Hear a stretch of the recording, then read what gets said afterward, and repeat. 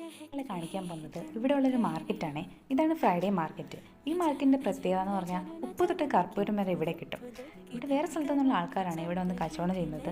അതുകൊണ്ടാണ് ഫ്രൈഡേ മാത്രം ഇത് ഓപ്പൺ ആയിട്ടിരിക്കുന്നത്. പിന്നെ ഇവിടെയുള്ള സാധനങ്ങൾക്ക് വിലയും കുറവായിരിക്കും. ഞാൻ വന്നപ്പം ഇവിടെ 1 കിലോ തക്കാളിക്ക് 10 രൂപ, 1 കിലോ കിഴങ്ങിന് 20 രൂപ, അങ്ങനെയൊക്കെ ആയിരുന്നു കേട്ടോ. ഇവിടെ വന്നു കഴിഞ്ഞാൽ എല്ലാം കാണുമ്പോൾ അതും മേടിക്കണം ഇതും മേടിക്കണം എന്നൊക്കെ തോന്നും. ബട്ട് അത് പറ്റില്ലല്ലോ.